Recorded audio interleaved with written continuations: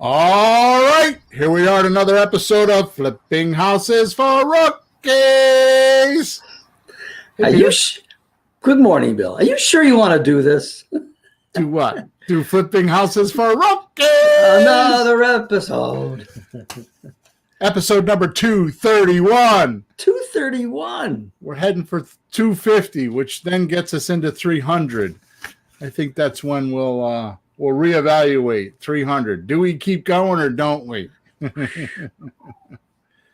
Today's episode is called Real Estate Rookie Therapy for talking to sellers comfortably and successfully. Therapy. Should I lay down on the couch? Maybe. Ever notice that the moment we really want something to work that we are not sure of, fear kicks in and takes over? Like if we're about to commit to a relationship, for instance, that's when the heebie-jeebies go hyper and kick in, creating doubt and uncertainty. Wait a minute. You mean the time I proposed to my wife and I lost my voice and couldn't get the words out and had literal laryngitis for real? There you go. That's what I'm talking about. That's very second. Go ahead, continue. Let's see what else you got. Our thoughts get scrambled and begin to do the should I go ahead? Shouldn't I? Should I go ahead? Shouldn't I? The whole should I, shouldn't I routine, right? Mm-hmm. This indecision alone adds to and manufactures total and utter confusion almost every time. Now, you start to put up the big wall of obstacles to try and protect yourself from the dangerous unknown. This, by the way, is what every single seller goes through when you are walking them through your created real estate offers you propose.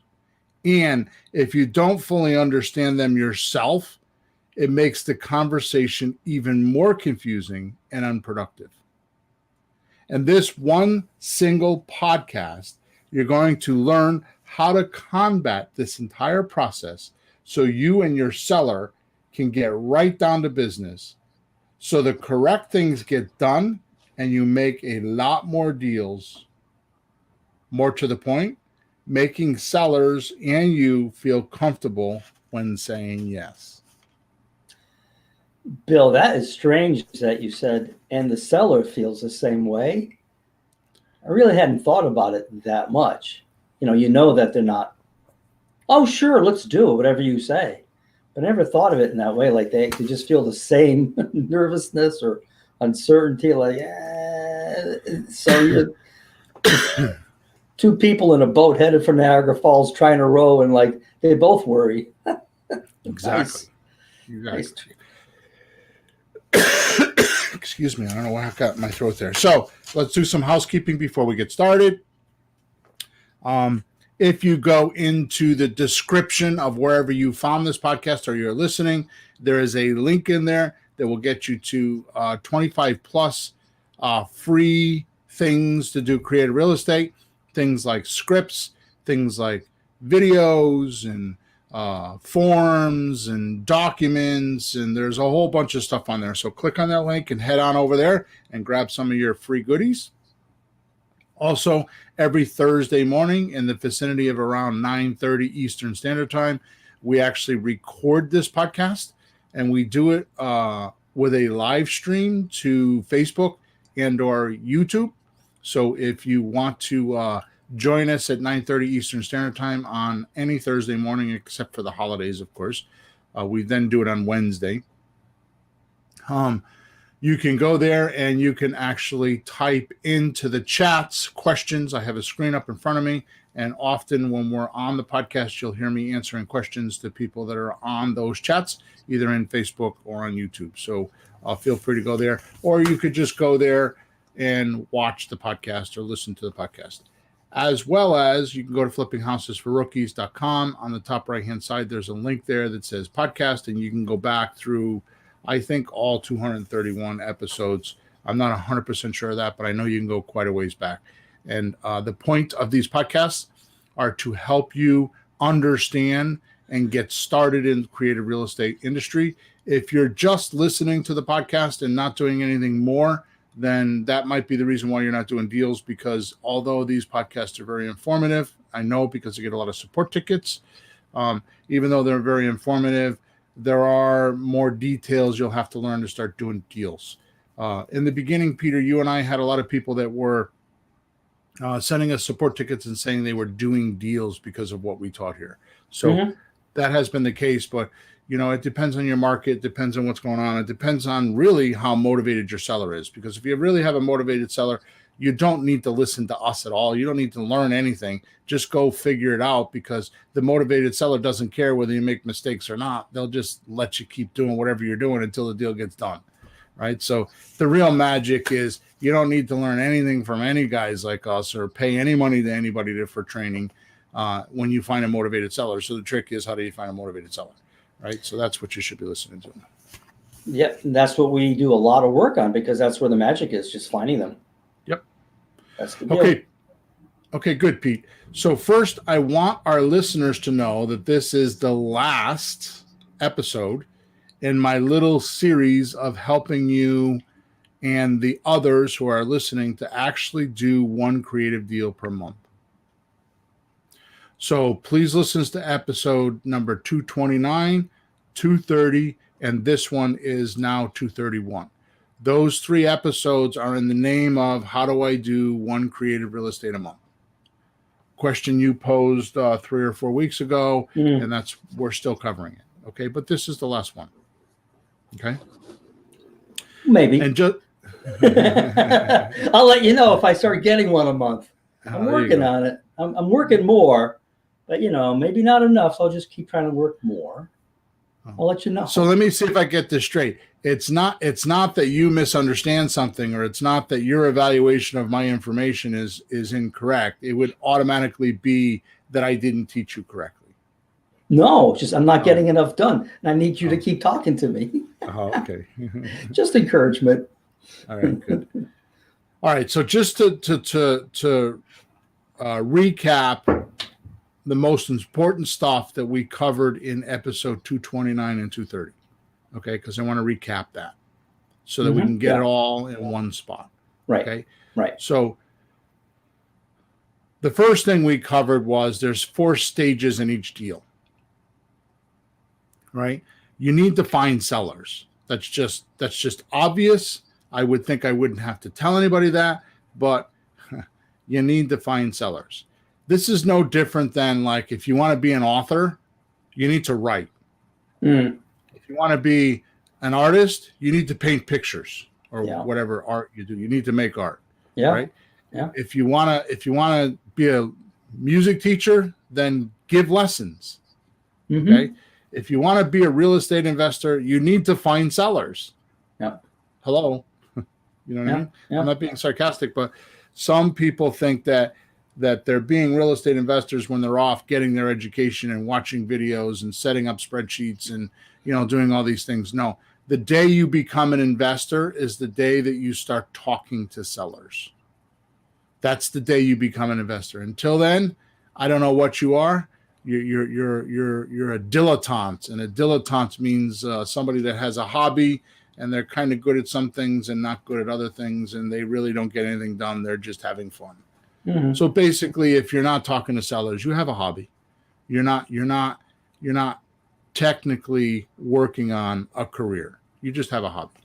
And your hobby is absorbing information on how to do this, when really all you just need to do is just talk to somebody. And it's not that hard, and I'm going to cover that today. Okay. Good. Yep. So you need to find sellers. So number 2, this is the 4 stages in each deal. You're going to need to have an opening call or some sort of pre-screening. Now, we do a lot with this with texting. We warm up conversations with texting.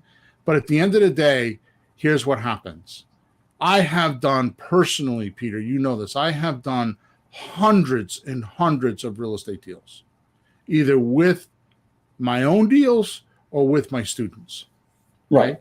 And I'm not saying that to brag. I'm just telling you that I have done those. Not one of those deals, not one single one of those deals have I ever been to a closing or participated in a closing and I saw the house sign the documents? No. The real estate does not sign the documents. Okay. And this is a major confusion for most investors. You think you're buying real estate. You're not. You're controlling real estate. Okay. Even if you own it with a deed, you're controlling real estate because you're not. This is not like your car you drive off and it's yours. You can take it wherever you want. Real estate, you can't pick up and move it. You control it. It stays stationary. It doesn't move. Okay.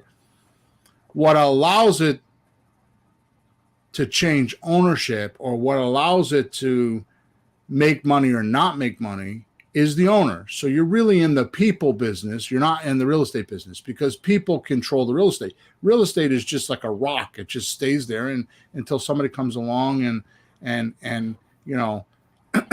kicks it, it doesn't move, right? So Desiree said, let me put it here. She says that we're in the marketing business, not the real estate business. Haha. And that's very true because you have to find sellers. Okay. So at the end of the day, if you're an introvert and you don't like talking to people, I would suggest one of a couple things: either get over that or work on that. Find somebody, a partner or somebody that you can trust that is good at that, or don't get in the business because you have to talk to people. Okay. You just have to talk to people. There's no more blatant explanation of this in my life than my two daughters. There's Jessie, my oldest, who is kind of similar to me, right? She's very overt, out there, talks to people, goes to the grocery store and just talks to random people, and, goes to the bank and talks to people online. And, she's just generally interested in people. That's Emma, Jessie. Yep. Emma, I can't even get her to get on a telephone with support issues to some stranger in another country that would never know who she is. She'll send an email and that's as far as she goes. Bill, she still won't give me her phone number if I need help. Yeah. She goes, nope. Right? Yep. I'll You see text what I you. mean? Nope. She just, that's who she is. She just, even me, when I have conversations with her sometimes, I even have trouble talking to her because she's too curt. I'll ask her a question. She'll go, be up. And that's it. She'll stop talking, right? So some people are like that. I can go into a whole tangent on why I think that is, and I've studied that, and I understand the personality characteristics. It's not the point of today's podcast. The point is you have to talk to people. So you have to find sellers, number one. Number two, you're going to need to do an opening call. You're going to need to talk to these people. The purpose of that opening call, the only purpose of that opening call, is to pre-screen them and figure out if they want to do one of two things. And that is, are they willing to let you make monthly payments until you can pay them off, whenever you decide that is? Or are they willing to take some sort of a deep discount? And to me, a deep discount is, I like to say 20%, but 15% is a deep discount too. Mm-hmm. Which, by the way, if your seller were to use the realtor system, it's going to cost them 12 to 15% discount anyways. So I'm here to announce that any seller has a 12 to 15% closing cost, which is absorbed into the deal and not their equity. It's not their profit. It's their cost to sell. It's like cost of goods. It's like you can't sell a car unless you buy the car in most cases, right? So that's a bad example, but you have to have the thing. You have to buy the thing you're selling, or at least have some expense to finding it. Okay. So my point is that 15% is just the cost. So the person is not really giving you a deep discount, because if they go use a realtor or put it on the MLS or use the conventional, which is, I hate that word, but they use the normal way of selling, it's going to be 15%, right? Or they could pay you that 15% and you can earn that money yourself, just like the others would. So we really give them a shortcut. Yeah. They wind up in the same place without the aggravation of waiting, people in the house, the realtor calling you back and forth, that whole scenario. And a month or 2, 3, 4 months later, and with a shortcut, they wind up in the same place sooner. So isn't that a better situation? Well, to your point, Peter, the realtor is going to go look for the buyer, and you're the buyer. So why do you need? So the only purpose to use a realtor is to go find the buyer and sign a contract. A lot of sellers believe that the realtor is their consultant, their private mentor. They're going to walk them, handhold it. And the point is that most realtors don't know how, because they first of all don't do many deals. Most realtors do less than 6 or 8 deals a year. Okay.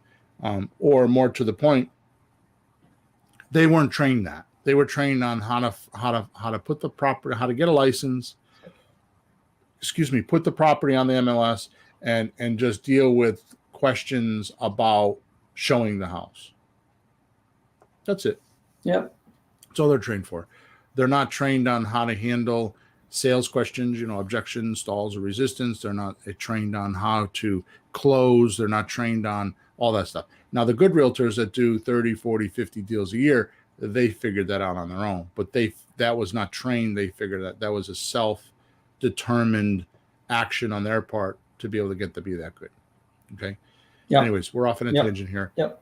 So number one, you need to find sellers. Number two, you need to pre-qualify them with a phone call, which we call the opening call. And the results of that pre-qualification is either they're willing to let you make monthly payments until you can pay them off, or they're willing to take a deep discount. Number three, you'll have to do a closing call to make your proposed offers, right? And notice I use the word proposed offers because they're not offers, they're proposed.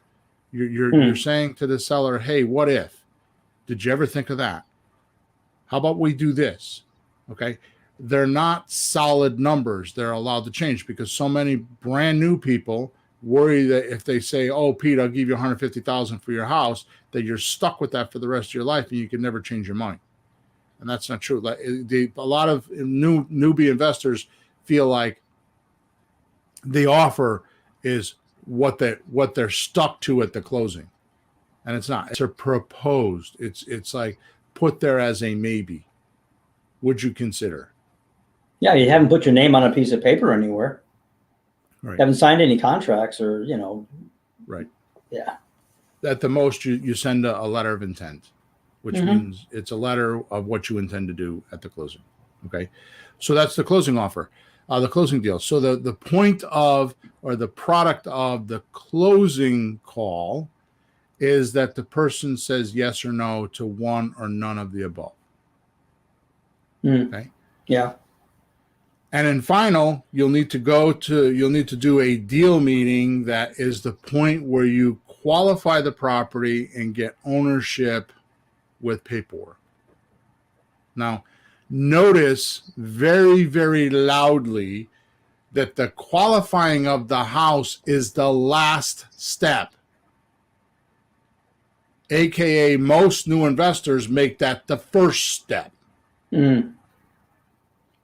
It's the last step because you're in the people business. Please do not forget that.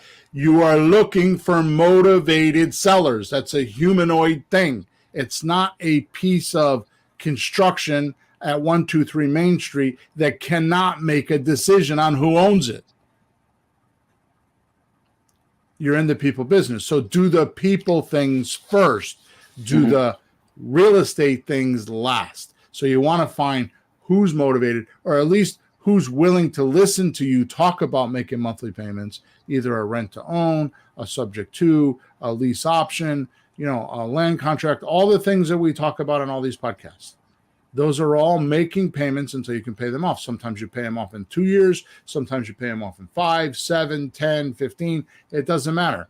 And sometimes the payments don't add up to a full payoff. You do what we call a balloon mortgage. So at the end of 5 years, you might pay, $1,100 a month, but at the end of 5 years, you're still owe $150, and you have to either get your buyer to pay it off, or you got to go refinance it, or get private money, or whatever.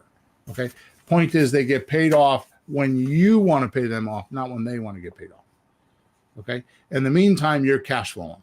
In the meantime, you have time to set things up. You have time to find your buyer. You have time to find your money people, all that kind of stuff. Okay. Does that make sense? Absolutely.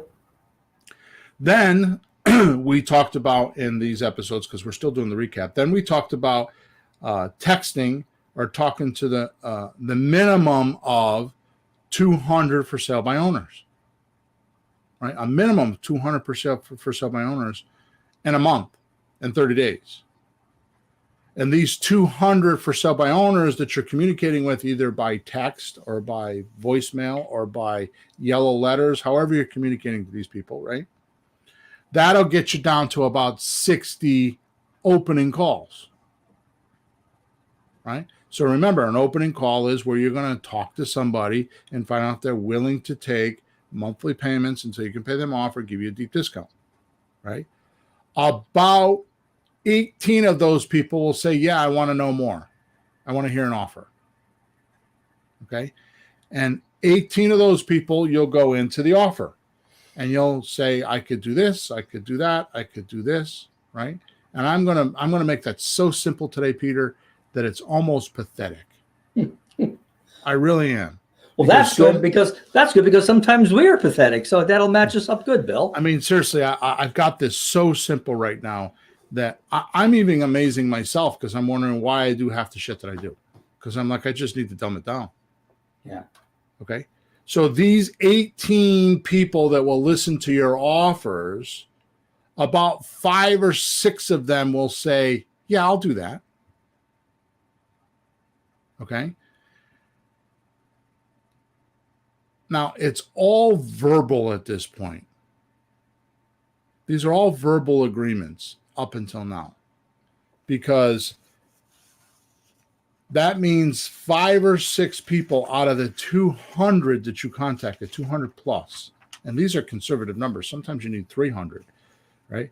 These 200 plus people, 5 or 6 people are going to say, yeah, I'll do that. Do you get the math? Yeah. Right? Then you buy 5 houses, right? No. No. Damn, why not? You said 5. Then the surprise in this podcast, which was episode 229, the surprise was out of the 5 or 6 that said yes, only 1 or 2 will close. Right?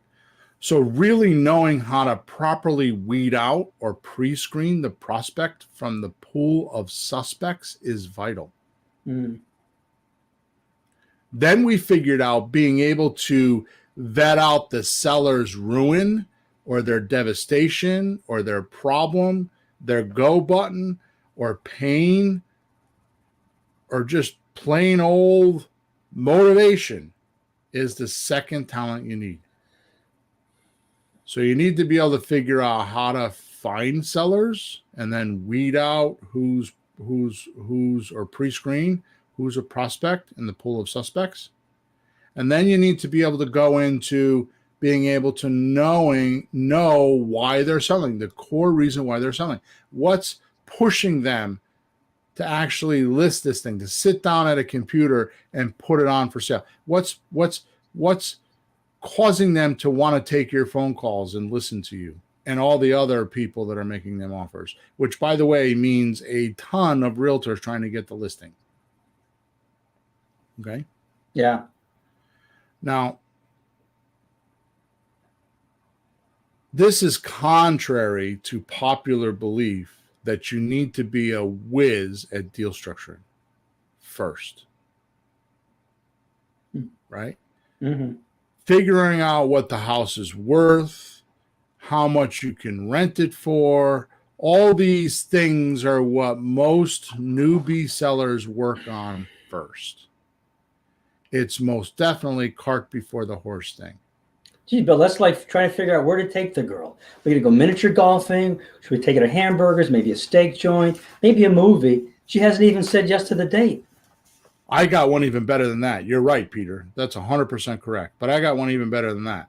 That's like going down to the car dealership and buying a car, going through all the pain of how to pay for it, the loan, the application, getting insurance, getting it registered, and then moving all your stuff into the car, your cups and your cigars and, the stuff in the trunk and making sure there's a spare, right?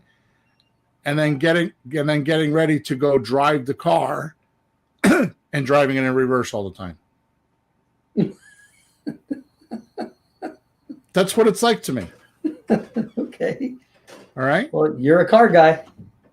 That's what it's exactly like. It's like driving. It's like going through all that and then just driving the car around in reverse. You'll get places. Things will happen, but it's not what everybody else does with a car. Mm-hmm. Right. So it's like, okay, so if you don't learn the things I'm telling you, like how to find a seller, how to pre-qualify them, and how to make an offer, right? Quickly, I'm talking like in the first 15 minutes, you talk to somebody. Then you're driving your car around in reverse all the time. Right, because that first batch of people you're talking to, I know we have probably seesawed a little bit back and forth, like just a few minutes to see if they're interested, never mind. And maybe spend a little more time, ask a few more questions. Like we don't take one no nowadays. We try to get 3, 4, 5 no's before we give up, but it's still not an hour on the phone. I want to clarify that. I want to clarify that for 1 second. That is 100% correct. You take 5 no's and 5 yeses. Why is that? Has nothing to do with what you think. Well, then I'm not going to say. Well, I want to know what your opinion is. Why do you take 5 Well, no's? my opinion, a few things. A person can say, I've had people say yes, and then they say no later because whatever reason, they don't really get it. They don't want to say no. Who knows what the heck they're thinking. So if you have somebody, they say yes 5 times, if there's any tripwires in there or any reasons, you'll probably figure out and get the truth out of them. You don't want to be like kidding yourself and wasting time, and you don't want to give up either easily. That's right. So you might need to be asked a few times and basically, let's just get our confession off right now, Peter. 231 podcasts. We're trying to teach investors to be lazy. Really? Why work on a deal that isn't going to be a deal when somebody is just bullshitting you? They're just telling you yes or just telling you no, so you leave. And then they disappear, AKA today's language, they ghost you. Yep. So you want to make sure you get 5 no's and 5 yeses for certainty that you should work on this deal. Bill, I was talking to a guy yesterday. It's a multifamily, and it's in a city that we're not interested in. But he called me on my marketing, so I called him back, and I said, "Would you do owner financing?" He goes, "Yeah, I would consider that." Then a few minutes later, he goes, "Oh, you mean you want to pay me?" I said, "Yes." So he's like, he has properties. He has 5, 6 properties. He says, "Yes, owner financing," and he didn't even know what he meant.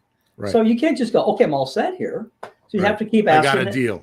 I got a deal. Oh boy. Yeah, then you go to the Monday night coaching group. I got a deal.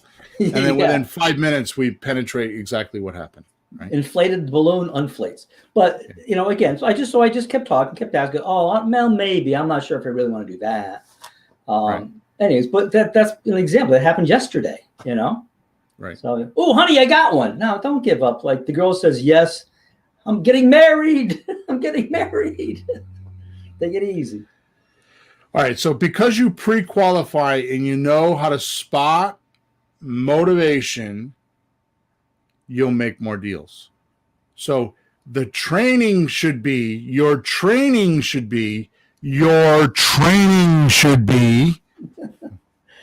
not real estate.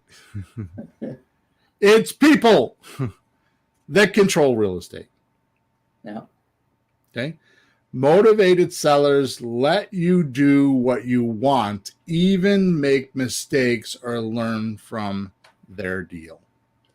Bill and folks, that's the only reason I consider doing this business, because I know squat about real estate. I know more now, but I knew nothing.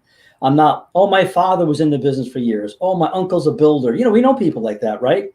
"Oh, my family owned a carpentering business." We're not that. So lucky for me, I have better people skills, I think at least, than real estate skills. No doubt about that. Gives me a shot at it, I want to stop here for a second because I want people to understand exactly what's going on here. And this is no disrespect to you at all.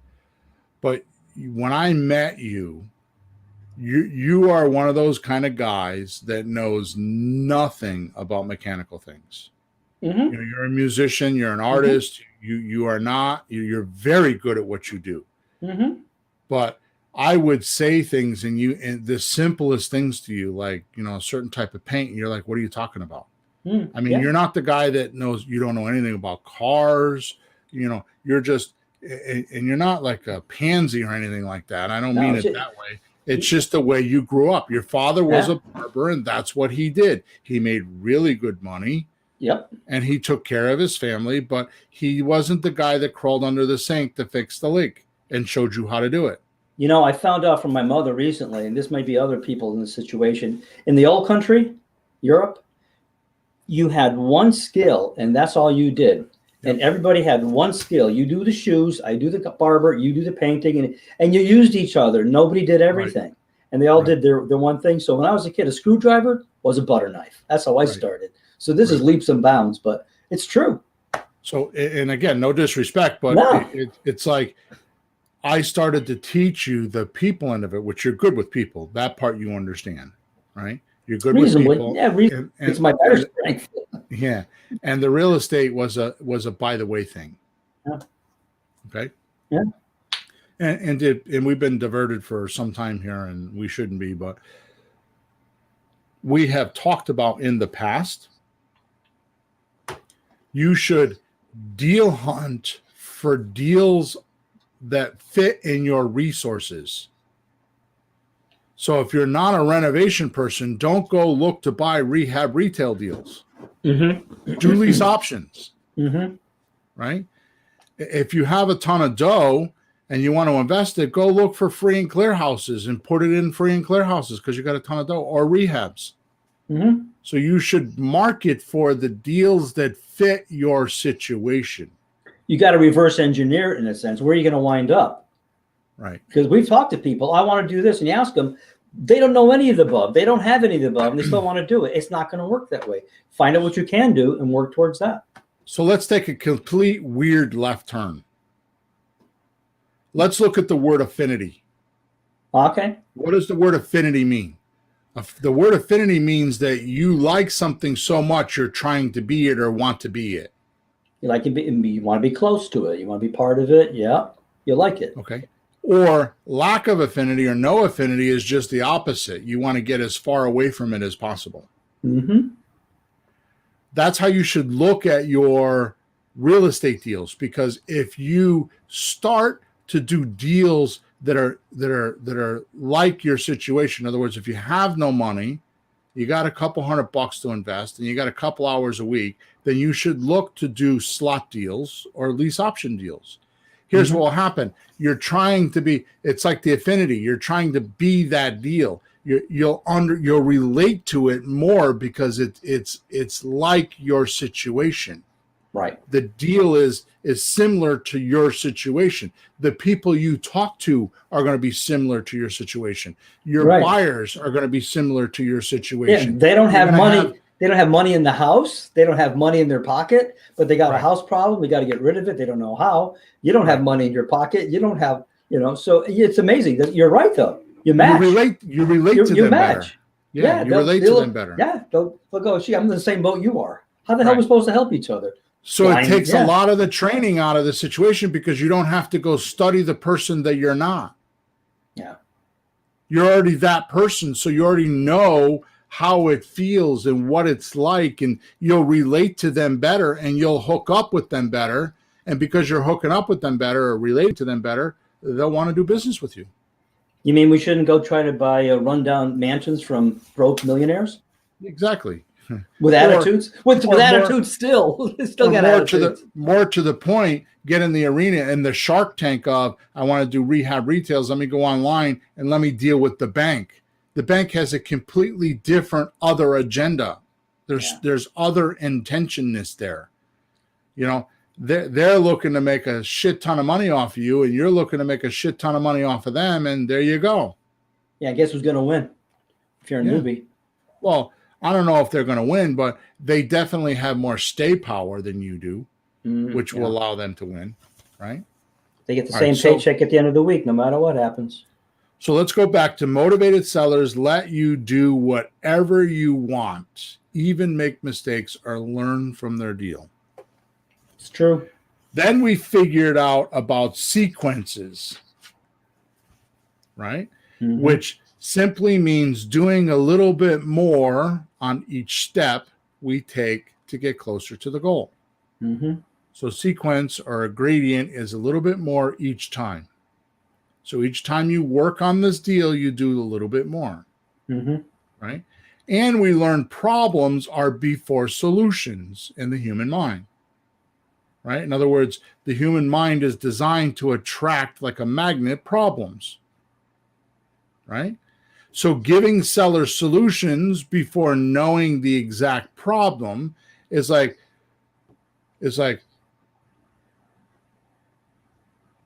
shooting darts in a pitch black room. Anything goes. Right? Yeah. Which is why I strongly suggest you find some for sale by owners in your backyard and then go out and look at their houses. Without trying to buy it, just observe the seller, their responses to you, their questions, concerns, and emotions.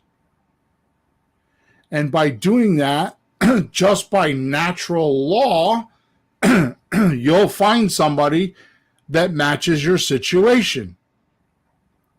Just like we were talking about. And you'll relate to them easier. You won't have to study the guy that's in foreclosure if you've never been in foreclosure before.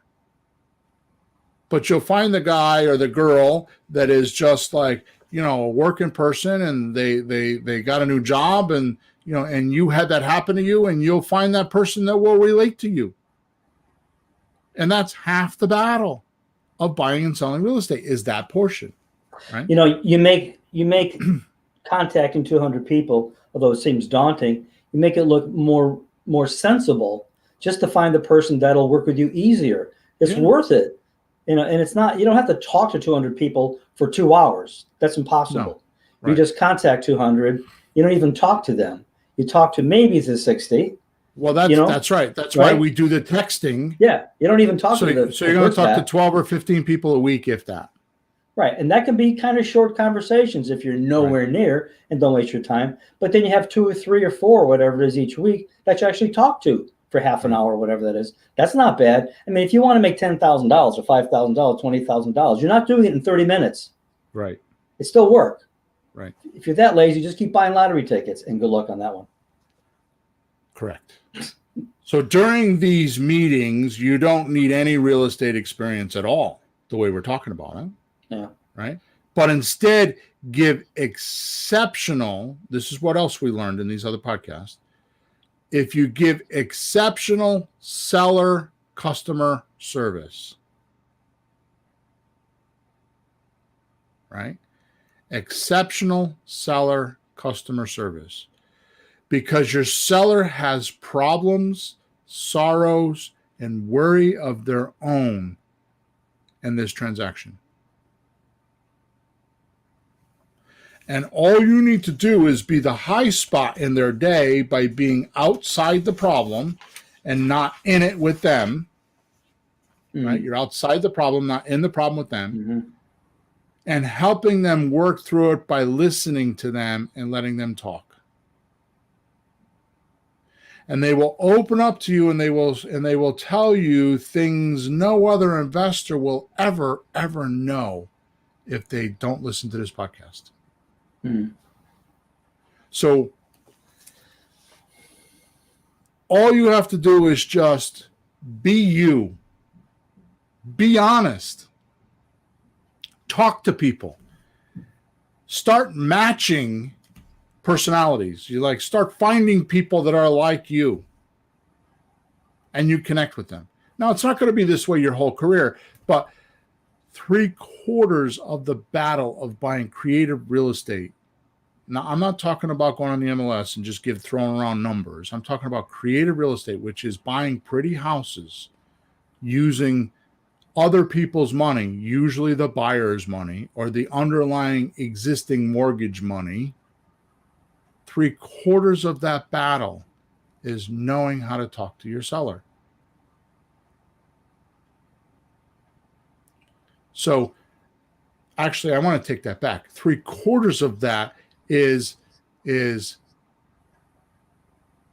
matchmaking sellers with you.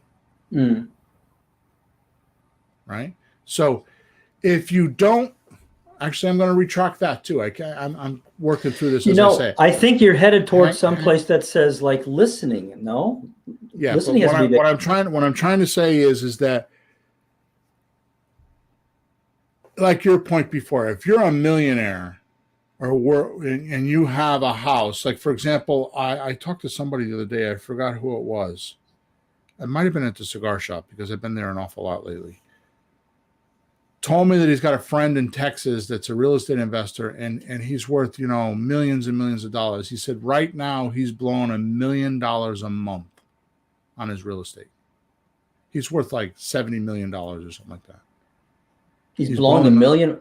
Yeah. So how does it? Yeah. So see your how's face. That happen? Yeah. How's that happen? It's not in your reality. You can't think with that. That's a problem that you have not experienced. Okay. Yeah. I don't even know how he does that. So if I were to sit down with this guy and start talking to him and I had not experienced this problem, how good is the conversation going to be? You're not going to say much. You're not going to even ask much because you're afraid you're going to stick your foot in your mouth. And probably put him on a pedestal. Oh, yeah. Right? Because he has all this money. Right? Yeah. So this is what I'm talking about, folks. I'm talking about if you don't understand your seller's problems, if you can't relate to those problems, if you don't understand and can put yourself in their shoes with those problems, you're completely, utterly, totally missing the boat on buying pretty houses. It will be forever a hassle for you to learn this business. Because the lowest gradient, the lowest entry point, the lowest thing that you need to know is what's the other guy going through. And you have to be able to put yourself, empathize with that person, put yourself in their shoes and say, if I was him or her, what would I do? Now the offers just flow out of you. Your mind will start, because that's the problem. The problem comes first. And then the solutions will just get, now it's like a battery, a positive and a negative in a battery. If you have a positive and you have a negative terminal in a battery, juices flow in between the two, right? Take one of those terminals, the positive or the negative, away, and what do you have? No motion, right? Nothing. That is your seller. They're just there by themselves without another terminal to make the electricity flow.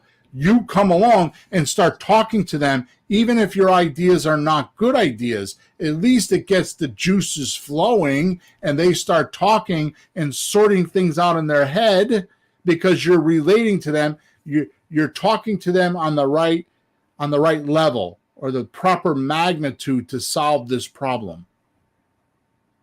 The juices start to flow in the seller's mind and your mind, and because you're there to help them with this, they're going to never forget it. Because the juices are not flowing. They're just stuck. They're just one terminal. They're the positive or they're the negative, and there's no other place for it to move. The juices to move. They're stuck. And you come along and just talk to them and get them outside of the problem a little bit and see, I recently learned, I've been a coach for a long time, and I recently learned something valuable about myself. I had no idea about this. I have the perfect definition for a coach. Really? Yeah. What do you got?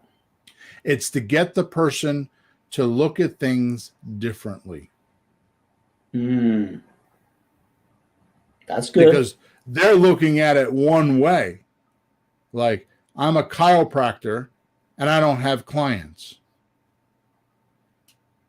New clients, because that's what they do. My wife's a consultant, right? They don't have new clients. Well, as a coach, I would say to them, well, have you tried to get the clients you have in more often or get them to spend more money? Because if you're looking to increase your income, it would make sense. You would do business with people that already know you and like you. Why are you out trying to make your income go up with new clients that don't know you, and you have to go through the confidence portion of the relationship before they spend money with you. So why are you trying to get people to come in and spend $100 for a cleaning when you can tap into your regular client base and get people to come in for $300 services instead? Mm. Now you work on one person and make $300 instead of working on 3 people and making $100. Now you need both, but getting the doctor to see that, right? Yeah. Is what a coach does. So go out and coach your sellers. Just get them to see it from a different angle, from a different perspective. Help them go through that process. That's the customer service that I'm talking about. And you don't need to be anybody than just you. Just care about them. Don't make it about you and your problems. Don't make it about, I got to do a deal. I have a coaching client right now. That's all he says is, I got to do a deal. I got to do a deal. Well, he's not going to do a deal. He's too needy. That leaks through. Yeah. People will not want to do business with somebody that's needy because they feel like they will take too much. Well, when I started this, and I'm sure everybody goes through this, and if they ever get out the other end, we always start this because we're interested in ourselves and making more money. And there's nothing wrong with that, whatever job you have. But most jobs only work if you're interested in the client. And if you're just buying it like house for sale, I'll take it. You don't even talk to the seller in those cases. But this is just different, isn't it? Listen to what I'm telling you, Peter. Listen to what I'm telling you. Please hear this loud and clear. Yeah. If you're needy, the seller will think you'll take too much.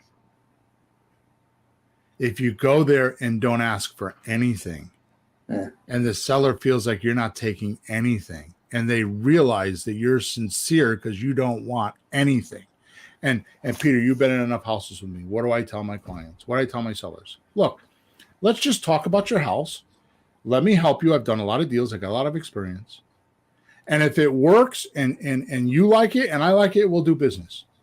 If not, we'll part as friends. Here's why. Because I know I need to talk to 5 people like you or 10 people like you before I buy a house.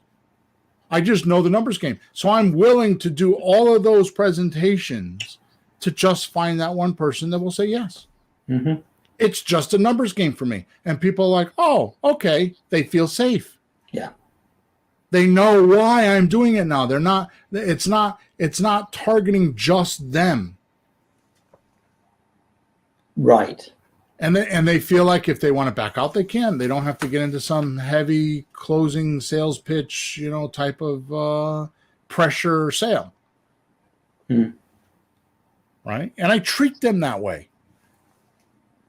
And that's why I do deals. Well, I've seen you say to the guy, I don't think I'm your guy, which keeps it going better, actually. And I've seen you tell him, I think you'd be better off if you did this, and you actually meant it. Like they shouldn't sell it to you. They should do something else. It'd be better for them. Right. And you meant it.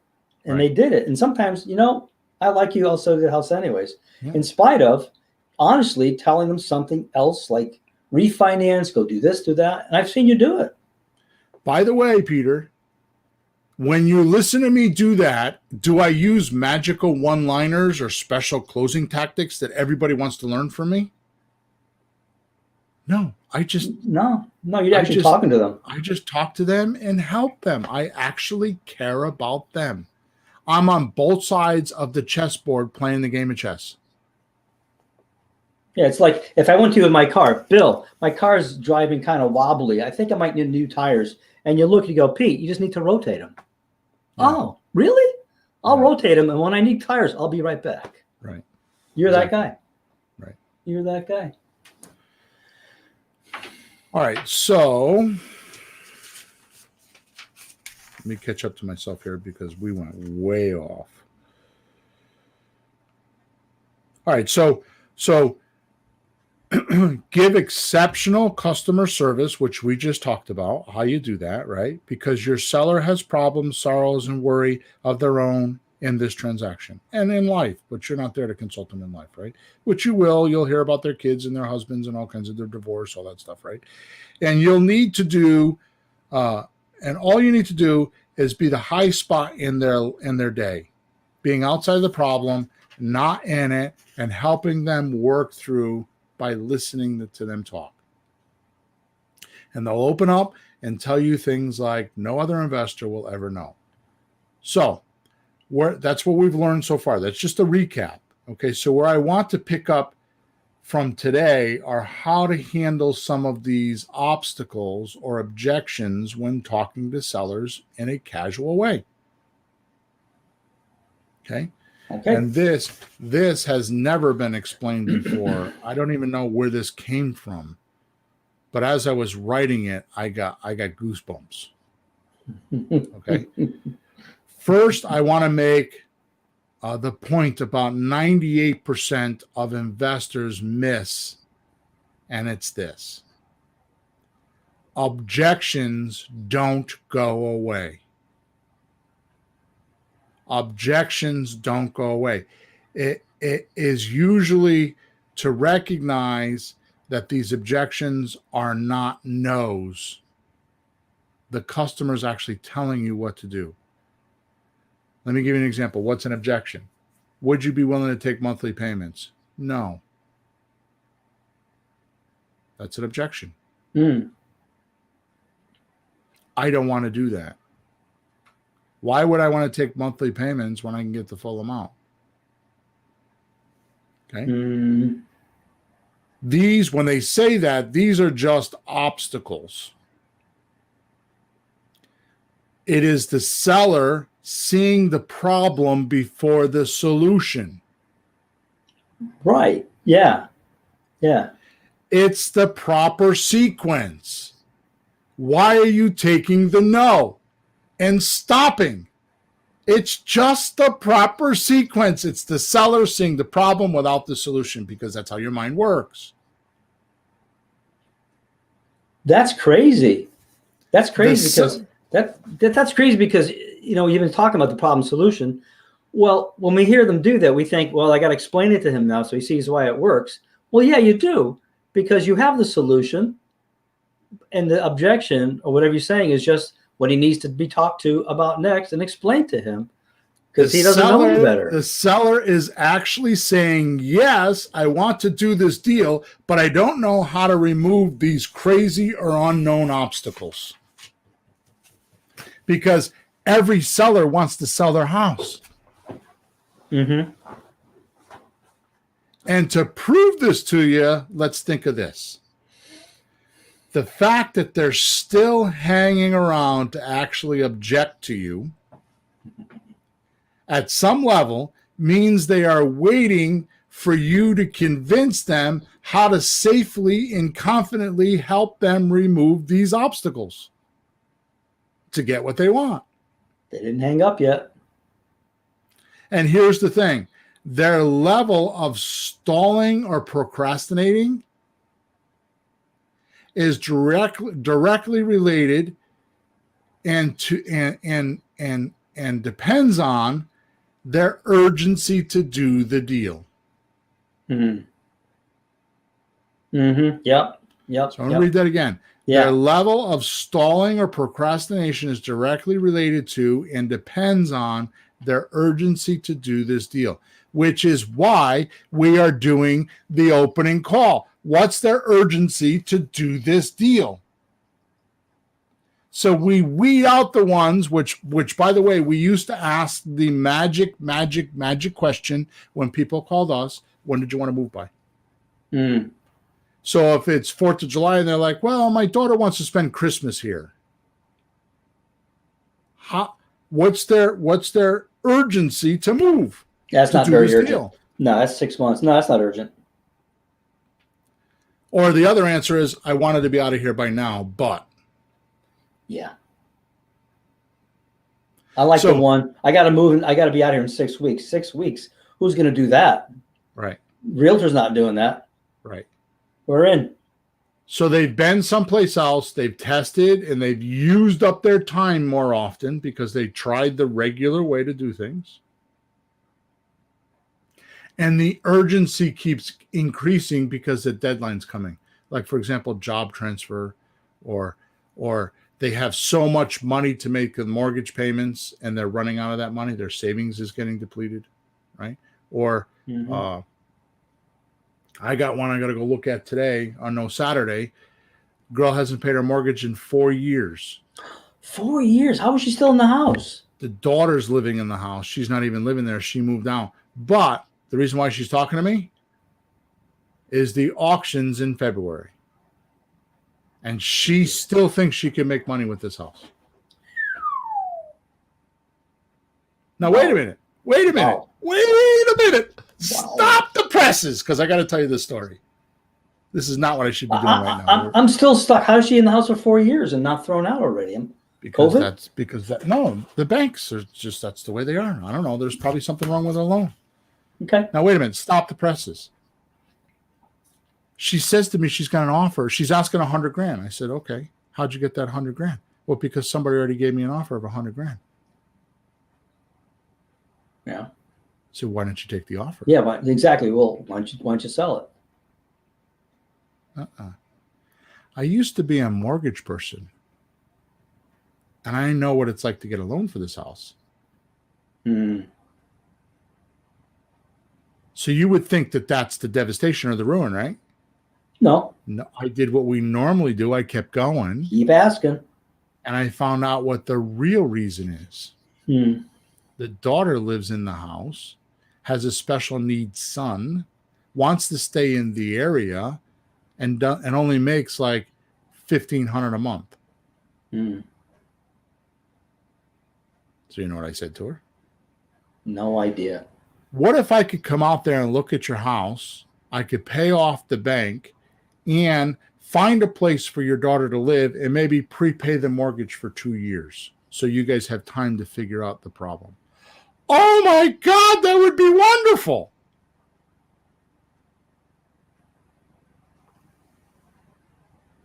Yep. Because I asked the right questions.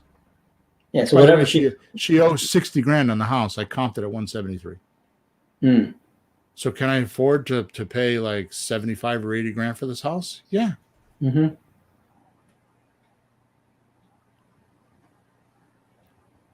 Well, Just because I related with her and I understood her problem and I read through the lines. Well, it's like she said, I got problem 1, 2, 3. And you said, well, gee, what if I could solve 1, then I could solve 2, then I could solve 3? It's not like you have it all figured out how exactly you're going to do it, but it's things that you know how to do. It evolves. And you haven't signed a contract that if you can't find everything and everything works out, you're on the hook. You just said something that would help her get through this. I talked with her about her problem and got a little bit more. And this was, by the way, a 10-minute phone call, which I recorded, by the way. I'm not going to share it with anybody, but I recorded. Yeah. Because I listened to them so I can learn. Right. So their level of stalling or procrastination is directly and related to and depends on their urgency to do the deal. So you need to know what that urgency is, don't you? Yeah. And you got to work that deadline backwards. Don't you reverse engineer it? Yep. How are you going to do this if you don't understand how to talk to people? And if you don't understand the things I'm talking about, if you can't put yourself in their problem and understand what they're going through, how are you going to really come up with a solution other than throwing money at it? And money, like in this girl had $100,000. Somebody threw money at it and they didn't buy the deal. She didn't say yes. She didn't do a contract. She called me. Yeah. Well, she didn't trust it, did she? Something. I'll find out more when I talk to her. Think about this. A problem, Peter, is a lack of doing anything. Or a scarcity of solutions. So when I hear somebody say they have a problem, that means they're just running through it in their head. They're not physically moving or doing anything. They're not trying anything. They're just regurgitating it over and over and over and over again in their mind. Well, it seems sometimes people don't even look for the solution. And I've asked students to do something. Can you do such and such? And they go, nope. They didn't even try. Can you play a scale? Can you play a song? Nope. What do you mean? No, you haven't even tried yet. Can you do such and such? Nope. I can't talk to the person. Can you order a pizza? No, I don't talk to people on the phone. You haven't even tried. Right. You haven't looked. How about shoveling a driveway? It snows 6 inches of snow and the guy doesn't come plow your driveway, right? And you're like trying to figure out how to get the driveway shoveled. Why don't you just go out there with a shovel and just take one shovel at a time? Yeah. Even if you get half of it done, you'll get something done. You'll feel better about the problem. You'll Just feel like you're doing something. Just get your car out. Right. Yeah. But people don't do that. Come on, Bill. So, it's easier to complain. So people with problems aren't usually physically doing things or doing the wrong, or they're doing the wrong things. Mm-hmm. So they're not. So let's go back. They think about this. The problem is a lack of doing anything or a scarcity of solutions. Mm-hmm. Right? So people with problems aren't usually physically doing things or are doing the wrong things. So if you come along and start doing things and get movement, something will change. And you will build rapport, confidence, and allegiance with your seller. And this is the seller's customer service that I'm speaking about. Just help them do something, even if it isn't going to make the deal. Time changes everything. And as I explained earlier, a small percentage of deals close, even for realtors and other deals. So if you are there helping the follow-up, aka why the follow-up is so important, you will reap rewards by pure karma alone. Helping without expecting anything back. It's like Christmas, man. You don't give a Christmas gift thinking you're going to get one back, do you? Oh, shit. That's how I get it wrong. No. I am here to tell you, I am totally a Christmas guy. And for whatever reason, this year, I nailed gifts. Even yours. What? I nailed them. Wait till you see it. You're going to be like, are you kidding me? Bill, you bought me a house. No. It's better than that. Okay, let's push forward. These objections or obstacles are your beacon of light. So when people say no, they're like slapping down the roadmap and say, hey, man, you took a wrong turn. Come back. You're supposed to be on I-40. What are you doing over there? No. They're complaining that you took the wrong turn. Especially on your real estate education IQ. Here's why. The questions, objections, obstacles they bring up are there because you haven't answered their question. You haven't helped them. So that means your real estate education IQ is off or low. Because if you would have given them, if you do what I say, you find a seller, you pre-qualify them, you give them a proposed offer, by that point you should know what they're looking for. And in your presentation of giving the offer, you should have brought up all the things that they would want or need in giving the offer. And if they reject it by giving you a objection, stall, or resistance, your real estate IQ was down because you didn't look at what they really needed, and now they're bringing up questions, objections, obstacles on how they can't do it because you didn't answer those questions. You didn't solve those problems. You missed it. It's like driving down the highway at 3 a.m. in the morning on your way to Florida, smoking a cigar, and all of a sudden you hear and you're like, oh shit, and you realize you started to fall asleep, and because those lines, oh yeah, those I love those. the grooves in the middle of the highway woke you up, which is why they're there. Yeah, on the edges. Yeah, like before you drive off the side of the road, like, hey, wakes me up. I love those. That's what objection, stalls, and resistance are in this cycle. Is the it's like waking you up like, holy shit, I missed it. Oh, yeah. I didn't cover that for the seller because they don't feel confident that I could take this off their hands and make it go away. But Bill, us newbie-ish kind of people don't want to hear that. We want to hear that everything is fine and they'll just do whatever we ask. We don't want to hear objections. But you're telling us that it's good for us, right? This is why I beg and plead you to go out and talk to sellers without trying to buy a house. I'm really passionate about this. I'm telling you, I got goosebumps. You will need to hear these questions, objections, and obstacles so you can later find answers. And sellers will feel relaxed about when you handle what they brought up. You need to study this. Remember, all sellers say no to what they don't understand. So trying to hide these objections, obstacles, and questions, or gloss over them, which is the bigger problem. You gloss over them. You give an answer that you think is clever, but it doesn't. It's not an answer for them. Like I want to give you it's a no answer. So let me you ask me something and I want to give you a no answer. Just ask me a question. Oh, okay.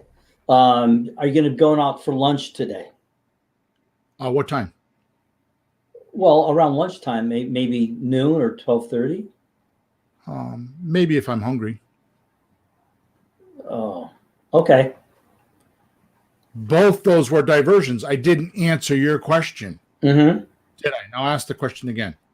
Hey, you're going to go out for lunch today? Yes. Good. See the difference? Yeah, just because you say words and they come out of your mouth doesn't mean you actually answered. So now I've always taught you about how the seller does that. Now reverse it and pretend you're the seller and you giving your bogus, fake, off the hip, off the cuff answers that were not rehearsed or practiced. How do you think they feel when you give them that bogus answer that you made up on the spot? They don't feel like you got it. There's no confidence in the deal, that you just made it up. Tell me something. I learned something from you over the years. You've said this several times.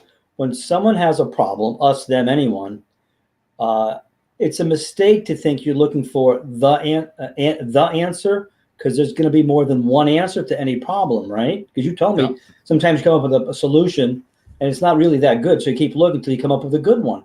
So it's not a matter of having a solution. It's having like the correct one that really satisfies the person, the situation, you, and everybody. So you might have to dig a little for the right answer, the right solution. So here's the thing.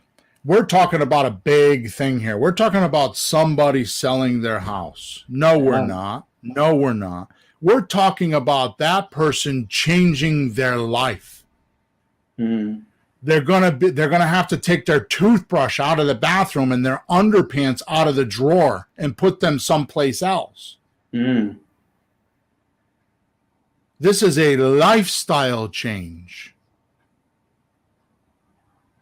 So there's not just one solution. Oh, I'll wave my Harry Potter little magic wand and you'll be in your new house. Poof. Which is why I brought up a copywriting thing, which is problem, solution. That's the formula, right? So when I'm writing copy, I don't just say one problem like, are you having trouble finding motivated seller leads?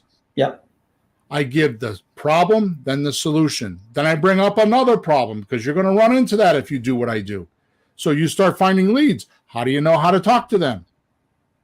How do you weed them out? So there's a progression.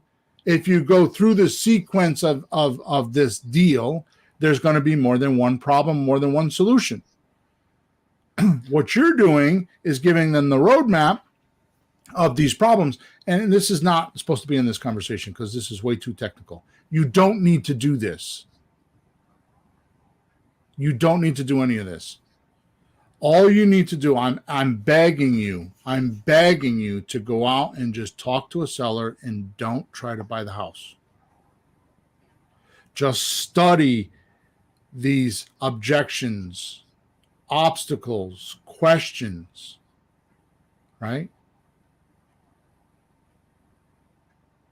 Does that make sense? Just observe them. Oh, sure. So end off. So let's end off with this rookie therapy today. And here's my punchline of what I'm saying here, so you can get it. Yeah. While in these houses, observing sellers, their reactions, emotions, etc., not trying to buy the house, drum up a list of things you hear that might be an objection, obstacle, or a question. If you don't know how to answer it, tell them, I don't know how to answer it. Now watch this, Peter. This is freaking amazing. Then at the end of your visit, you read these back to the seller and say, if I can get answers to or figure out how to help you with blah, blah, blah, do you think we can put something together so you and I can get what we want from this transaction? Let me read that again. Yeah. Do you think so? So if I can get answers to or figure out how to help you with whatever, blah, blah, blah, whatever that you wrote down, do you think we can put something together so you and I can get what we want from this transaction? If they say no, you say, what would you want me to do? If they say no, you ask, what do you want me to do? If they say no, you say, what do you want me to do?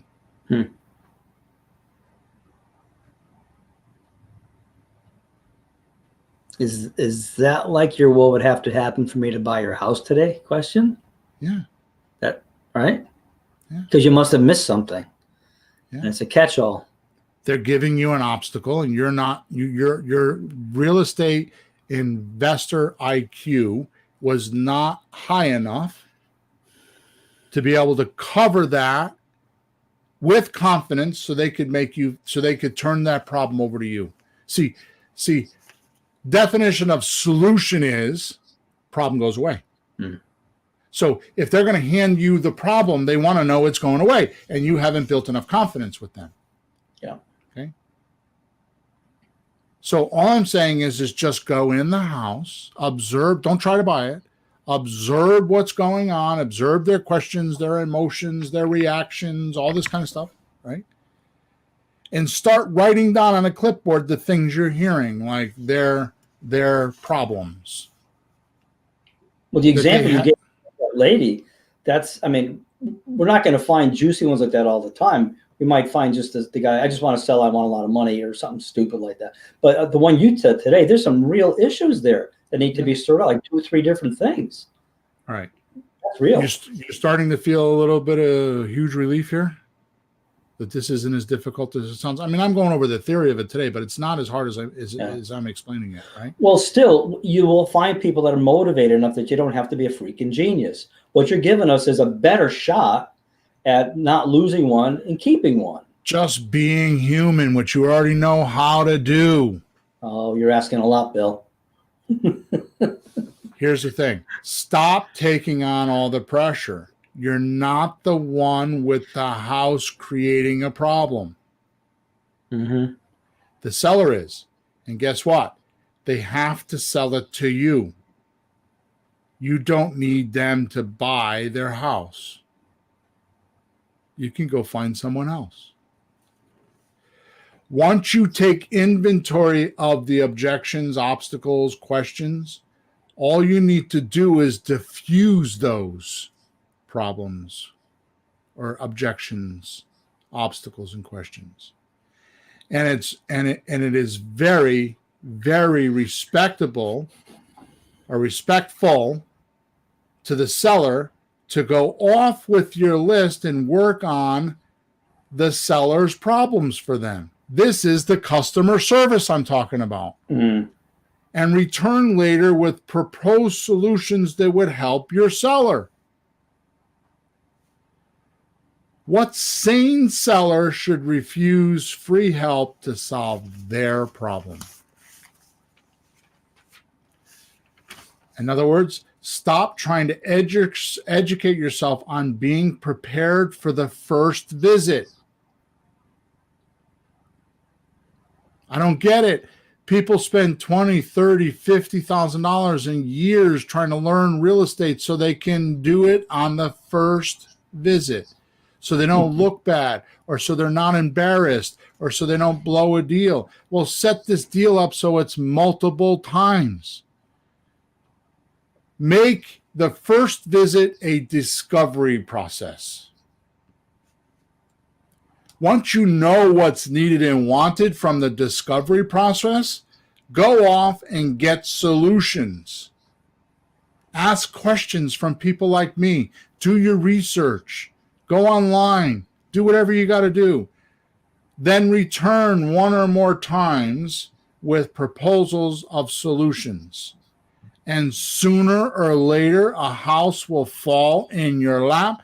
But in the meantime, you're learning about your seller and their problems. And if you do this, what I tell you 4 or 5 times in a month, you will be one of the best creative real estate investors that I know, if you actually do this. Because you'll have studied your clients, their problems, and how you can help them live.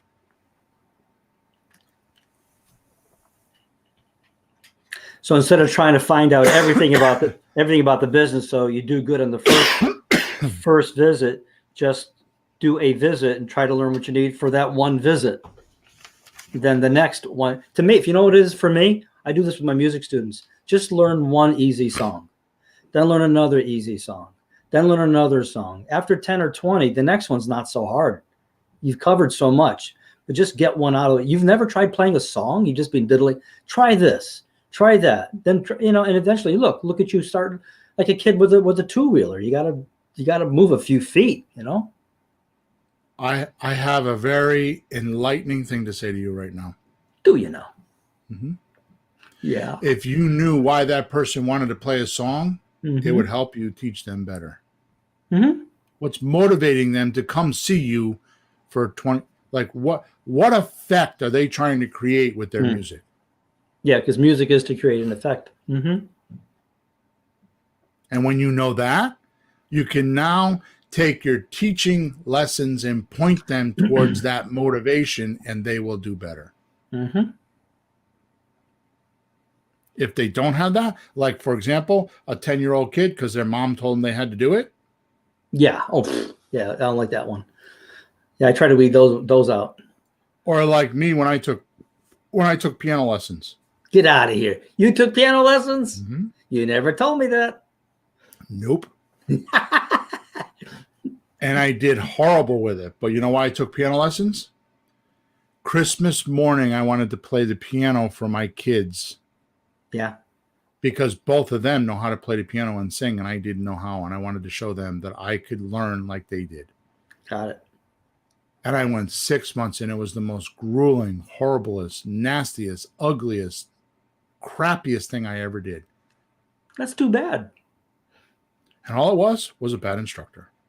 I realized that years later. I was going to say, because you had a good reason, and you're not a dummy, so it had to be. Just like, ugh. Right. That's too bad. Right. Well, Bill, I do have a piano here. Yeah.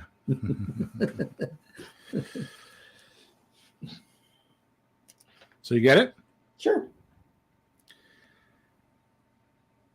Why not go out there and talk to people and get your education on talking to people? Now, I blew this up in this podcast and made this, I gave you a lot of theory. It's not as hard as I make it sound. Just go out, talk to a seller, write down what their problems or what they're complaining about on a list, and then tell them you need to go check with your partner, or you're going to go do some research and you're going to come back with some viable solutions for them by the end of the week. You can't lose. It's going to train you. You're going to learn out loud. That's what you're going to do. You're going to learn out loud. They're going to actually give you a $40,000 or $50,000 education that a coach can't give you. By the way, if you do as I described in other podcasts, if you record yourself, you'll be the best coach you ever hired. And I guarantee you, you don't need to do this for a year. You could do this in 4 or 5 visits, 6 visits, just enough to get going, because you'll start to realize sellers say the same things with different words and different emotions. Same problems. They're common problems. They just emote them differently. Some with different feelings. Some do it in anger. Some do it with antagonism. Some do it with apathy. Some do it with their fists. Some do it with, with a lack of confront, and they try to be polite about it. You know what I mean? There's a lot of different ways that they emote their problems, but the problems are common. And when you start doing enough visits, you'll start to realize that. And then you can start getting good at training yourself on how to handle those problems. And if you do, like I said to you earlier, and you start meeting people that are of your same personality, those problems will be a little bit more familiar to you. And when you see the solutions, because you went through that yourself, you'll be like, when you're doing your research, you're like, oh my God, I never thought of that. I wish I knew that. I wish I knew that when I had my problem. Mm-hmm. Oh, yeah. And all of a sudden you'll be excited to go back and say, oh, here's what we can do. And you'll be enthusiastic, and you'll be interested, and you'll be there communicating and helping them. And man, I can't tell you that alone, even for you, Peter, just to go do this for you. And you've been in a lot of houses. Mm-hmm. Yeah, I usually go with you though. So I've been a few on myself, which worked out fine. But I want to, there's no harm just going to see a few myself. What the heck? Nothing to lose. Hey, I do have a question. I may be overthinking this, and I don't know if you've answered this somewhere. But do the problems people have fall into any categories? Like they got money problems, emotional problems, family problems? And there are some categories just to keep in mind, like checking off on your fingers. Or does it just come out? Yes, but I don't think I could do that right off the top of my head. I mean, the way I see it is it's either they have money problems or they have emotional problems. Those are the only two that I know of. Yeah. And the family things would be one of those. Yeah. Money trouble with the kids or emotion. Yeah, okay. Just to know to look for. Because you always think about money, but you talk about emotion a lot. I can sum this whole thing up in one sentence. In one word. One word. One word, oh boy. Yeah. I can sum up the whole pretty house, creative real estate business in one word. Okay. But I have to explain it to you guys all the time, so I have to go on with these long dissertations. And I'm being an ass right now. I'm not even being arrogant. You'll realize this after you start doing a lot of deals. It's not because I'm smart. It's just because I did a lot of deals. Yeah. What's the word, Bill? Aggravation. Oh. A seller has aggravation and they don't want it anymore. They're irritated is another word you can use. And if you're Italian, it's agita. Agita, yeah. Acid in your stomach. Yeah. So you have a bank calling you because your payments are late. It's not that your payments are late that you care about. You're tired of them calling you 15 times a day. You're irritated. Yeah. You're getting a divorce and your wife wants the money. You're irritated. Mm-hmm. Right? Your knees hurt and can't crawl. You can't go up and down the stairs. You want to buy a single, one level house. You're irritated from going up and down the stairs all the time. You're aggravated. Mm-hmm. Right? Pick any scenario. You pick one, and I could tell you how you're irritated. Pick one. Anyone. Oh, like a house one? Yeah. Got 2 houses. I'm tired of taking care of the other house. You're irritated. Right. Right? Sure. I moved in with my new boyfriend and we got 2 house payments. The house isn't really bothering me, but I don't want to take care of it anymore. You're irritated. Mm-hmm. Good point. What's irritating you? And here's the point that I want to make is how irritated are you that you want to get rid of it tells you the motivation of how you're going to solve that problem. Yeah. Yep. So you need to find out what's that irritation or that aggravation. The Well, sooner you can find that, the better off you are. You answered my question. Right? Yeah. It all goes down into one or two words: irritation, aggravation, and how motivated or how willing are you to get rid of that aggravation, meaning the seller. That makes it real simple, doesn't it? Have you ever bluntly said to the person somewhere in the conversation, so what's aggravating you about this house? I have. I haven't done it in a Why while. not? It's actually a great question. Yeah. I mean, think about that, because there's probably a nice way to say that, from the raw. So that's the raw question, the encoded question. In other words, the nice question. The polite social way to say that. If I wave a magic wand over this deal, what would you want to have happen? I've heard you say that. That tells you what the irritation is. What's the aggravation? What would you want to have happen? I want this to go away, that to go away. Yeah. Wow. So at the end of the day, the faster you can find a seller, the faster you can pre-qualify. Will they take payments monthly until you can pay them off? Or a deep discount? In other words, the financial qualification. The third thing is what's irritating them and how could you help them get that irritation off? So all I'm saying in my final words as we depart here is, how hard is it for you to go out into a seller's house, take all the mechanics of buying the house, making a deal, all of that away, and just talk to the person about their irritation or their aggravation pertaining to this house, get in a good two-way communication with them so that they're actually giving you real answers, not pretend or pseudo or make-believe answers. They're not acting. You're actually talking to the person, the true human being themselves. Kind of like bedroom talk. You're talking to them, the real person, not their acute personality, their social personality. You're actually talking to the real person about their aggravation or upset or whatever it is, and you just talk to them about it. And I'm not talking about being a social worker. I'm just from one human being to another. Let me give you a classic example. You're in Starbucks waiting for a cup of coffee, and the guy behind you is like, I'm so sick and tired of waiting in lines like this when I come here. How do you respond? Yeah, me too. Yeah, every time I come here, I do the same thing. Or you could say, what effect is it creating you by standing in line? What else would you, or here's a better one, not being so what would you be doing if you weren't standing here? Yeah. It's getting in the way of something. Then you know what he really wants to be doing instead of standing in line at the Starbucks coffee place. Well, I have a report that's due, and I have to have it done by 3. There's the real problem. Right? So I'm trying to not make this complex. It's just go out, find a seller to talk to, pre-qualify. And you don't even have to do the pre-qualify step in the beginning. Just go out and talk to somebody. Right? And just go out there and find out what's aggravating to them.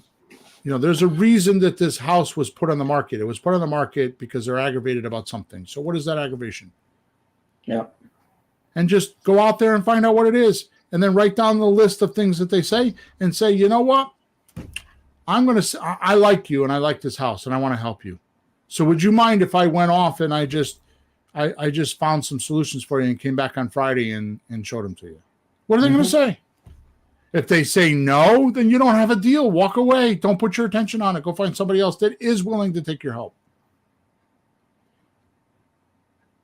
That's all I'm asking you to do. And you do that a handful of times, and you will be smarter than most real estate investors with hundreds of thousands of dollars worth of education. This I promise. The mind attracts the problems first. The mind's a magnet for problems. It takes a while to figure out the solutions. So go study the problems of your sellers and know them cold. And I promise you, this is like setting yourself. This is like going to college to be a lawyer and getting all your fundamentals in, and then actually going to a courtroom and then for the rest of your life, use that experience. You will never forget what I'm teaching you now. You will never forget me for teaching it to you. And it's not hard. I'm asking you to just be human and pay attention to the other person instead of you first. And you will learn amazing things. You will never forget it.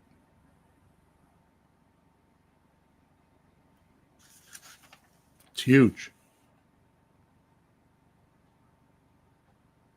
Like I said, I call this learning out loud. Right? By simply doing it without risk or repercussions. The worst that can happen is you can end by saying, you know what? I have no idea how to help you. I'm sorry. You won't say that. You won't say that because you'll send a support ticket to me and say, how do I? And I'll trigger something and you're like, oh, I didn't think of that. And you'll go back and try to do something about it. Yep.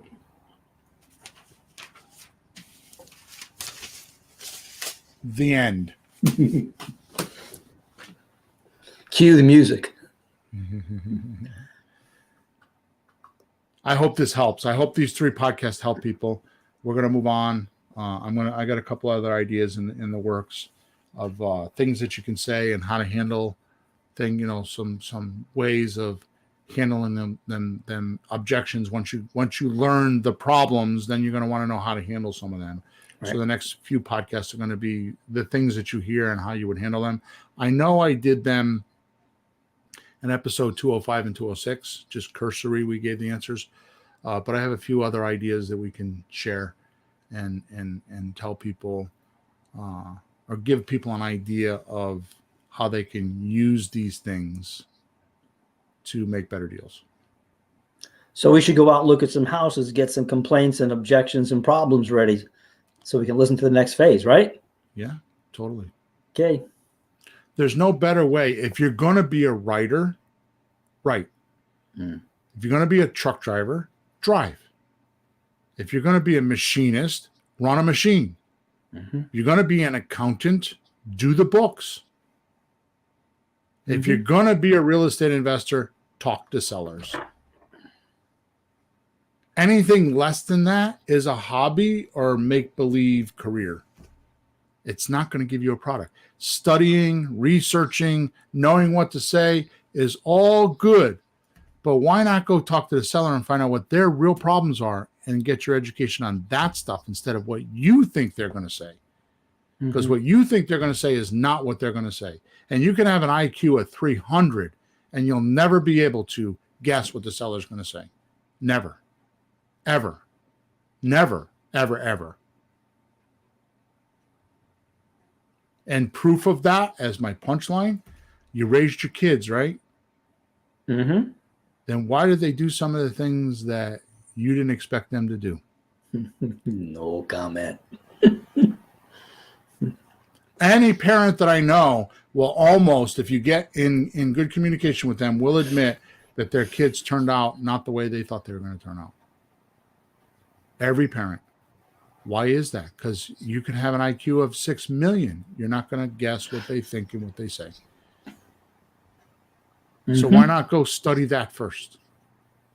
It's like me doing a copywriting project. You know why I get $2,000 and $3,000 a page to write copy? It's not to write the copy. It's the research to find out what the problems are first. That's where all the money's spent. And going through the sales process that's already in place and finding out what's wrong with it or what's right with it. So you can either complain about it or brag about it. And then all I do is I take all of that and I put it in concise words and I explain it in the sales letter. And if I did my research right, it'll indicate to you like, oh yeah, I ran into that. I'll tell you one quick one before we leave. I can't understand for the life of me. I mean, I can understand it because I don't have a solution, but for the life of me, how I can order something on Amazon and my wife can order something on Amazon and the Amazon driver comes twice. Oh. Why wouldn't they? You know how much money Amazon could save if they can consolidate the number of packages going to one address and go only there once instead of going. I have Amazon come 2 or 3 times a day sometimes. Yeah. Different drivers, not the same driver. At least with the UPS guy, he comes once and that's it. The FedEx guy, he comes once and that's it. Amazon is missing the boat. They're spending too much money not doing that one thing. I could tell you that just from my observation. Wow. Why would they come 3, 4, 5 times a day? UPS doesn't do it. FedEx doesn't do it. So what does UPS and FedEx know that Amazon doesn't know?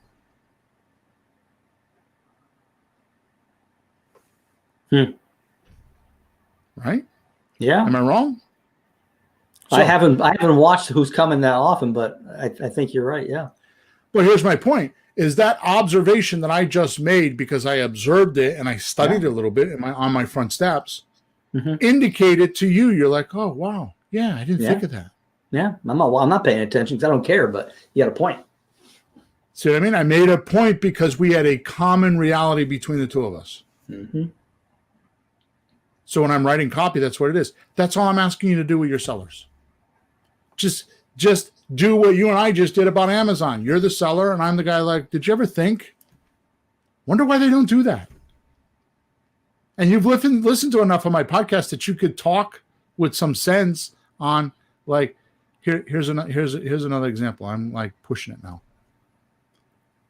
I'm going to tell you how to make an absorbent amount of deals with literally a 15-minute education. Just do this one thing,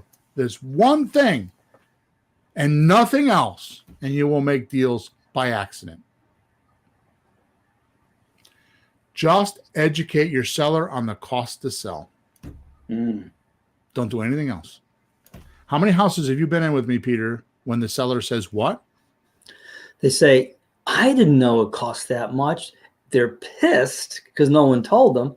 And they're happy that at least we did while they're being pissed about it. At least we're the ones who told them. I'm glad you told me that. Why didn't anybody tell me that? That's how much it cost? Jesus. I didn't know that. That's the big thing. I didn't know that. Yeah. So if you just went out and just educated people that there's 5 or 6% for a realtor or marketing, there's 3% negotiation, 3% closing costs, and 3% for repairs, and just came up with your own explanation of that in a 10 or 15-minute period, your seller would be like, oh, I didn't know that. I'm glad you told me that. They feel like their time in your house, your time in their house was good. You will leave them with a memory. Just do that. That's excellent customer service right there. Seller customer service. Yeah, you can do it as a service. Just how would you like to know how much you're actually going to walk away from the sale of your house? How would you like to know how much you're going to get? No one else will tell you. I'll show you how to figure it out. I got formulas. And for years, when I got done with the prospect suspect form, that was my pitch. How about if I come out and take a look at the house and I tell you exactly what I think it's worth? I'll use my professional and tell you what it's worth and how much it'll cost you to sell it. And that was my pitch to get in the front door for a long time. Why not do that? And just go out there and talk to people, and you will learn what they know, what they don't know. You'll learn what's acceptable, what's not acceptable, and you will have an education that $100,000 can't buy.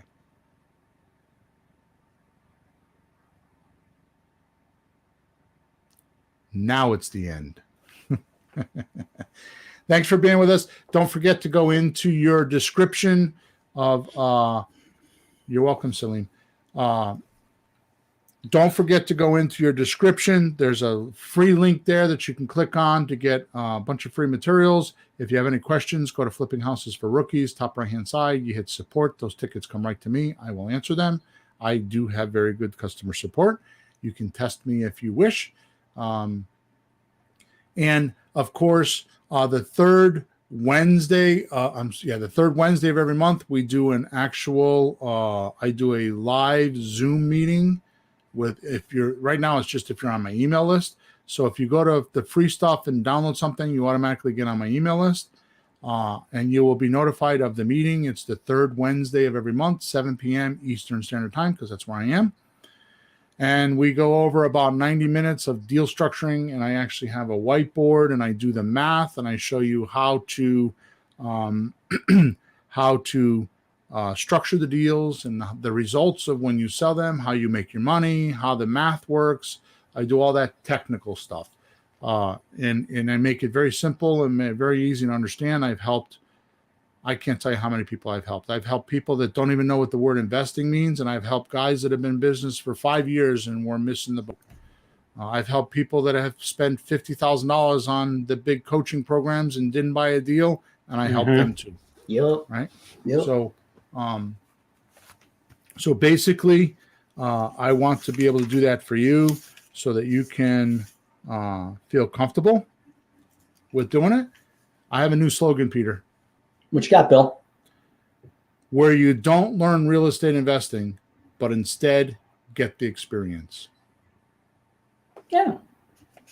Right? Where you don't learn real estate investing, but instead get the experience. So that's what I do on the third Wednesday of the month. Okay? So just go to the free stuff page, Flipping Houses for Rookies, either .com, top right-hand side, hit free stuff or /free stuff. Just download something, a video, anything, get your name on my email address. Once you're on my email list, once you're on the list, I will send you, like this week, I'm sending out emails to get onto the meeting. Once you do that, you can start learning all the strategies that I use. And oh, by the way, it's not a very big room. It's a Zoom room. You can ask as many questions as you want. It's open. I'm not there to teach. I'm there to help. So just get involved. Okay. Over and out. See you next week.